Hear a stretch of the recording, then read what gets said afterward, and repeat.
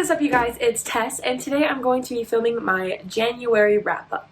So this is going to be talking about all the books I read or attempted to read in January, as well as in this video I'll be including books I read for school if you're curious about what it's like as an English major at all. I'm not going to be including the books I have to read for school in my TBRs just because I know I have to read those, and it's also like changes every week. Like, it's like I have to read part of this and then part of that, and like, so that would be just too confusing. Plus, I don't want to go through all my syllabus to figure it out. I just like have the books my teachers told me to buy, and I just wait for them to tell me what I'm supposed to read before the next class. But I'll talk about what I read in the end of the month, like wrap-ups if you're curious.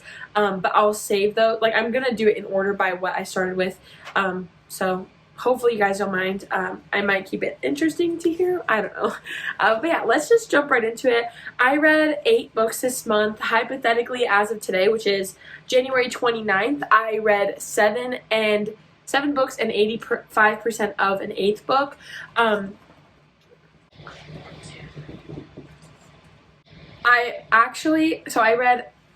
I finished 7 books, or 6 books. I've read 70% of one book and then DNF'd it, and I'm currently 85% of the way through another book. So we're going to be talking about 8 books in this video, but hypothetically, at the time of this video, only 6 of those books have been completed. The only reason I'm talking about the book I read 70% of and counting it is because I feel like once I get 70% or more of the way through a book on Goodreads, I count it as marked as read, because I feel like I've read enough of the content to know like whether or not like I liked the book. Also, like, I was able to leave a review on it with how much I had read about it. And so I'm counting it. If that bothers you, sucks to be you, I'm gonna count it. Let's just get right into it. So we're going to start with the only book I've DNF'd this month, which is really nice, and that was Twisted Lies by Anna Wong. I did a review about this book on my TikTok. I think I rated this book 2 stars, but technically on my rating scale I should have rated a 1. So a 5-star read for me is a book that I will constantly think about, reread multiple times, or just like constantly recommended talk about. Right now, like if you go on my Goodreads, my 5-star reads would be books like The Hunger Games and the Crave series. I have a couple other 5-star reads like Malibu Rising, and those books are just books I'm going to constantly recommend, books that I would deem my favorite books. And then we have 4 stars, which is a book that I would recommend and possibly reread in the future, definitely film videos about, or like constantly think about, make playlists about. And then a 3-star rating for me is a book that I definitely probably wouldn't reread, but I would definitely recommend it. So it's a book that like I didn't hate while reading, just one that is just very mid, if you would say. A book that should be read but doesn't necessarily need to be read like over and over again 1,000 times. And then a 2-star read for me is a book that I did finish, but a book that I do not recommend just because I didn't like it, or I just feel like it's not really worth the time to read.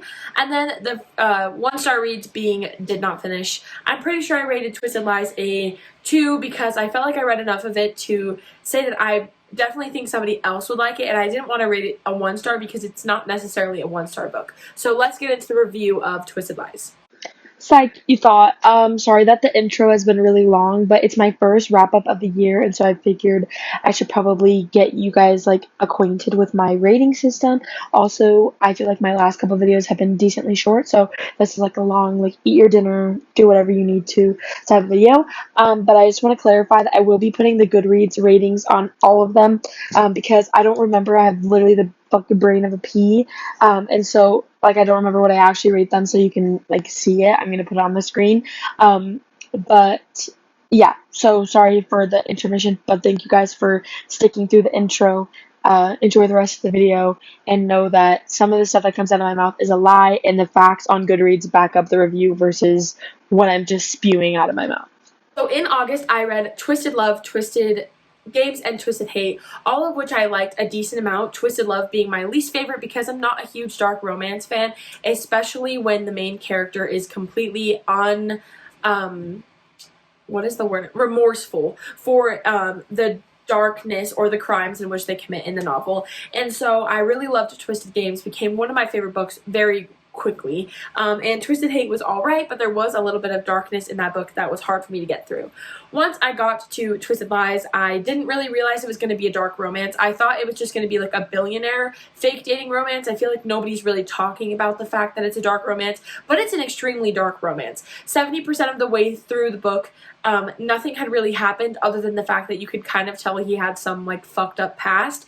And 70% of the way through the book, there's an incident that I just could not stomach and could not read through the rest of it, and I had to DNF it. I personally think if you're a dark romance fan and you enjoyed the first 3 books, you would love Twisted Lies, because I did actually like Stella, the main character of the novel, and I kind of liked where the plot was going. Obviously enough to read 70% of it, but after that I tried reading after the incident happened in the book and I just had to DNF it. I don't think this is a bad book by any means. I don't think Ana Huang is a bad writer. I really enjoy her writing. Obviously read the first 3 books of the series, but it was just a little too much for me. I think even now, if I try to read Twisted Love, it may be a little bit too much for me. I may pick it up later. That might be a video where I give DNF'd books another chance. That one would definitely be at the top of my list if I were to do that. But my friend Ayla really enjoyed it, so go watch her TikToks, or like, I don't know, you could DM her on Instagram or something to be able to talk to her about it. But personally for me, dark romance isn't really my vibe, but that's why I DNF'd it. Not because it was a bad book, because I simply could not stomach it. Moving on to books I actually finished, let's talk about The Shadow in the Glass by J.J. Harwood. Now, after reading Twisted Lies, I was like, I had just done a huge book haul, and I was like, I need to read books I've had on my shelf for too long. This being one of them. The Shadow in the Glass is a gothic retelling of Cinderella, and as we all know, I'm a whore for fairy tale retellings, and this hit the spot completely. The Shadow in the Glass is a story of a girl named Eleanor. They call her Ella, and she is in like a maid's position in a house that she used to be like, I don't really know what the word is. It takes place in like the 1600s, I think, but she used to be like a child of the house, like someone that they took in and took care of, and then the lady that used to take care of her died, and her husband was horrible, and he made her a maid. So she's dreaming of this life that she once had, and she sneaks into the library and like remembers like the past that she used to have in this house that she's now working as a maid, and somehow like a fairy godmother appears from this book. I think it's because she like pricks her finger and somehow gets blood on it. Anyways, a fairy godmother appears and gives Ella 6 wishes, and like tells her that something will happen if she uses these wishes, and she keeps like accidentally making wishes. I don't know how to really explain it other than the fact that it's like Cinderella to a T, but it's a little scary and a little weird, a little demonic, a little spooky, if you will, and I had never read anything like this book, and I was completely like entranced by it. I thought it was really good. The writing style was really good. The pace was really good, and I definitely would say if you're a short chapter person, don't read this, because there's no like clear break in chapter. It kind of goes based off of the wishes that she makes. But I definitely recommend it. Like, I think I gave this book 3 or 4 stars. If I gave it 3 stars, it's only because it doesn't have the reread quality, because the shock factor just simply isn't the same if you reread it. But I definitely recommend this, and this will definitely be in a video when I read more fairy tale retellings of my favorite recommendations. I thought it was going to be like a boring Cinderella retelling, but I like that instead of a Cinderella retelling in the way of like romance and like poor girl marries a prince, it's a Cinderella retelling in the way of fairy godmother and wishes and things like that. So if you're looking for like an interesting like different fairy tale retelling, I definitely recommend The Shadow in the Glass. The next book I'm going to be talking about is one that I've actually already talked about on my channel, and it was a reread this month, which is Michael Vey and the Prisoner of Cell 25 by Rachel Paul Evans. This is a series I wish we talked about more on YouTube and on TikTok. It is so interesting. It is a diverse book about a boy named Michael Vey who has Tourette's and also has electrical superpowers, and he is in high school, and he finds out that a girl in his high school has the same style of electrical powers as him. They realize that a big corporation is tracking them down, and then he like has to go on this mission to find his mom, who gets kidnapped by said corporation. There are 8 books out in this series, and I've read the first 4, so I'm currently rereading all of them to hopefully finish the series by the end of the year, because if we watched my books I want to read in 2023 video, I talked about wanting to finish series. This is one of the ones I want to finish. I actually have also started annotating because annotating is my favorite pastime. All of the like important keynotes and just cute little moments that happen in this novel. I rated this book 4 out of 5 stars. It is one of my like I wouldn't say it was my favorite book. Like, I love Michael Vey and I really like the premise of it, but it's not really one that I like claim as my favorite if somebody asked me. I would say it's one of my favorite sci-fi series because I haven't really read a lot of sci-fi, but I definitely recommend this if you are wanting to get into something a little bit more on the science fiction side. It's a young adult science fiction series, and I also definitely recommend it if you are trying to get into reading because the novels are pretty short and it's really fast paced, and the author's actually from my home state, Utah, and so it's definitely like a book that a lot of kids my age when I was younger would read, but I wasn't like super invested in it, but now I am. So if you can see behind me, I have all 4 of the ones I've read plus the 5th one, which I need to read, and then my fiance, if it sells you at all, this is the only book series he's ever read in his whole life, and he has committed to me that he's going to read the 8th one when it comes out in paperback and I can buy it. So if that tells you anything, I definitely think you should read Michael Vey. This was in the last video that I made, or 2 videos ago, the books I want to read in 2023. Did read it in 2023 update, and it was Give Me Love by Corinne Michaels.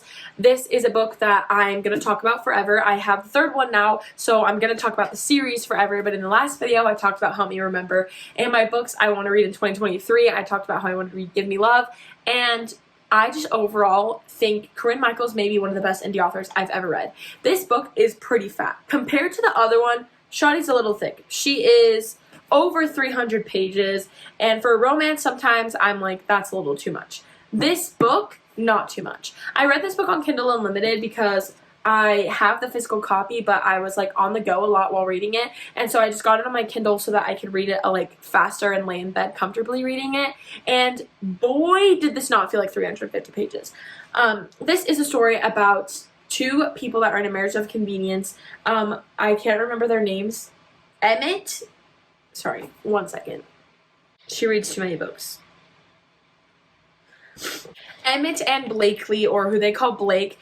My only critique of this series is the girls' names are weird. Like, the first girl's name is Brielle, which isn't, like, weird, but, like, definitely, like, not common. Same with Blakely. But I do think the name Blake is very cute, and that's what they call her. So, Emmett and Blake were in the military together, and they found out that they were getting promoted, and they didn't want to be separated from their unit because they were really close friends. So, they decided to get married, and they had a marriage of convenience. And then one night, Emmett gets in an accident, and is going to be discharged from the military, and Blakely and Emmett confess their feelings for each other, and they have one like amazing night together, and then Blakely leaves and she doesn't talk to him for I think it's like 5 years or something like that.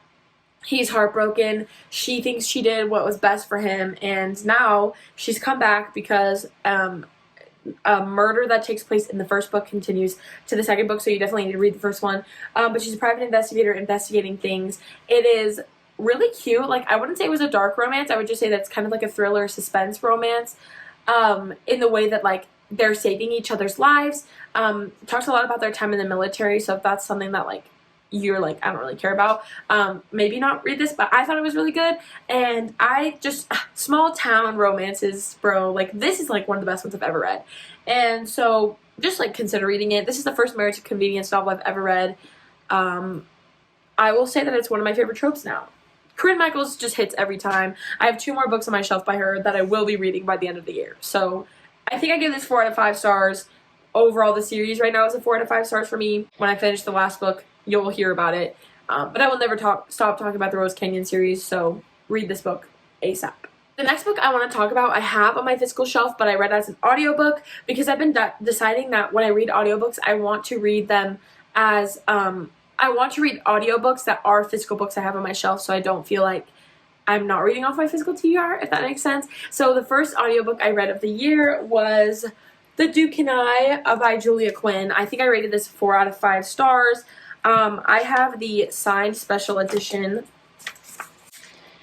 and I've had this since the hardcover book sale in 2021, and so I'm glad I finally got around to reading it. Bridgerton is one of my friend Ayla's favorite series. She's read the entire thing, and she prefaced me reading this by saying this is her least favorite book, so I'm really excited for the other ones because I actually really enjoyed this book.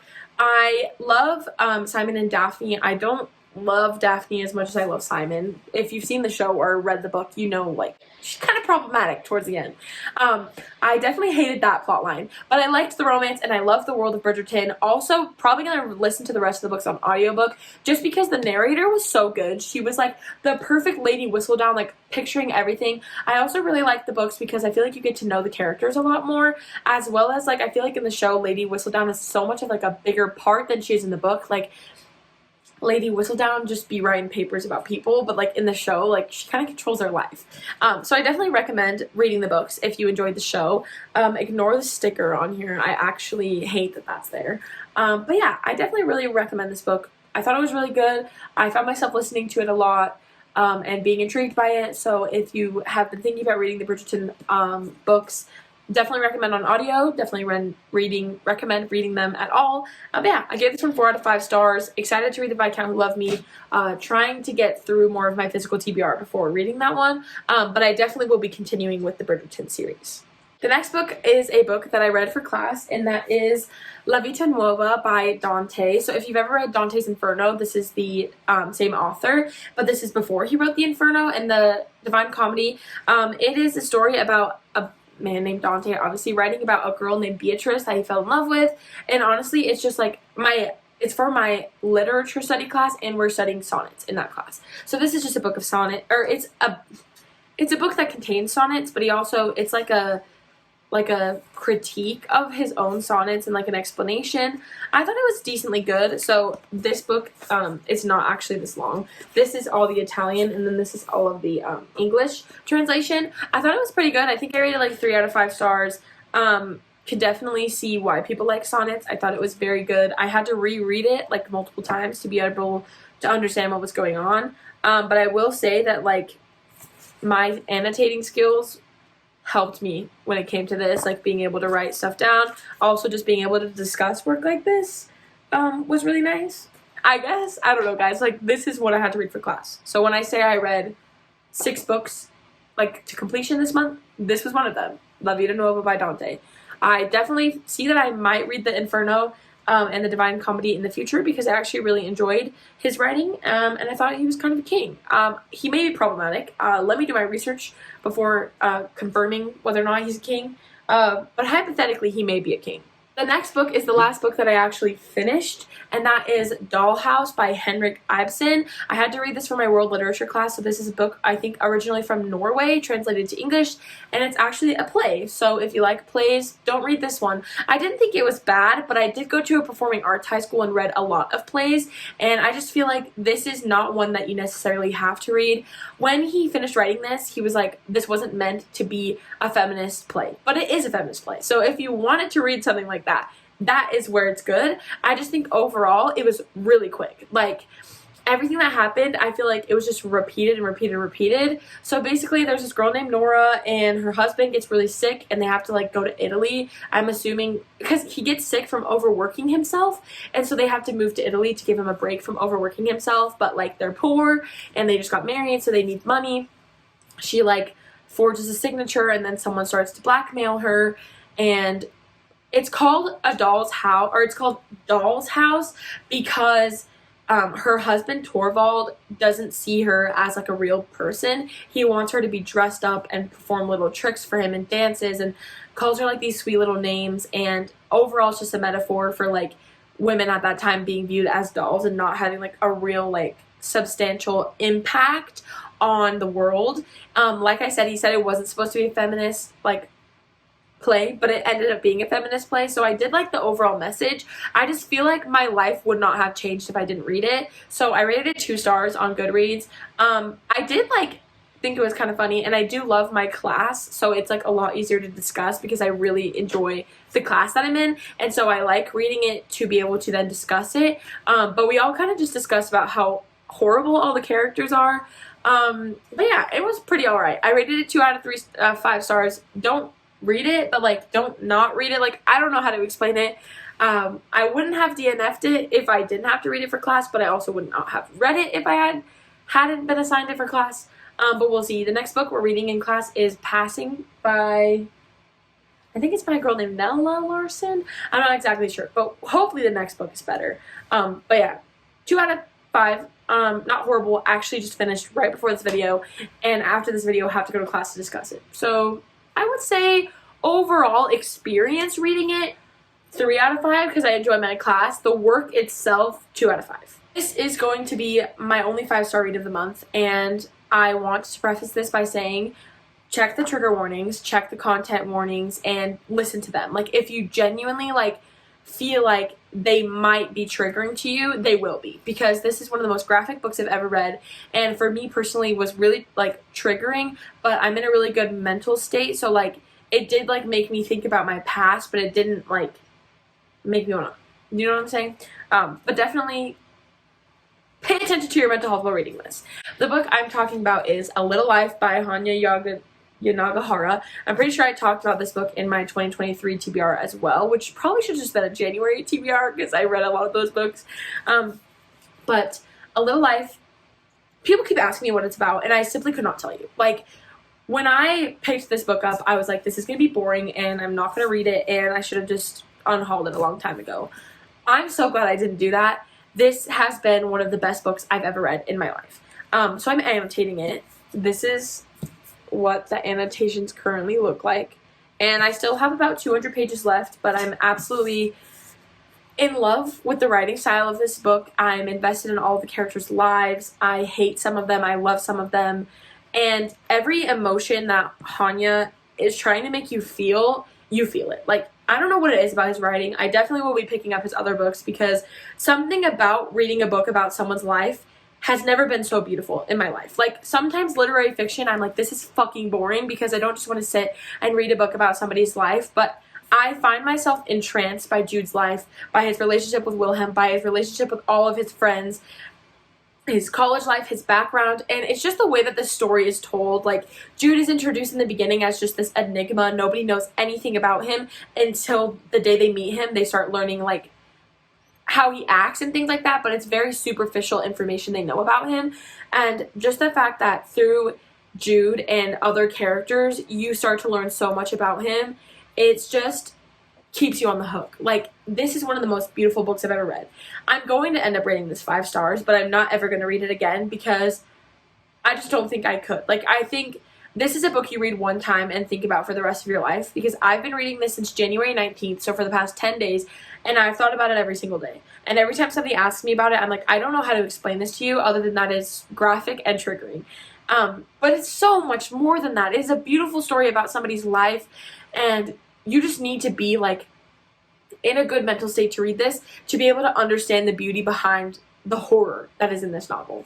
I am going to rate this 5 stars. I am going to finish this within the next 2 days, but I definitely don't recommend it to you if you have depression, if you've experienced suicidal thoughts, if you have religious trauma, if you have sexual assault trauma, anything like that. Please look up every single content warning, and then please consider your mental health before reading this, because a lot of the trauma that happened in this book I have not experienced. Some of it I have experienced, and it was still slightly triggering for me. But I'm gonna like hard press, if you have religious trauma or have been sexually assaulted or abused in any way, shape, or form, do not read this book.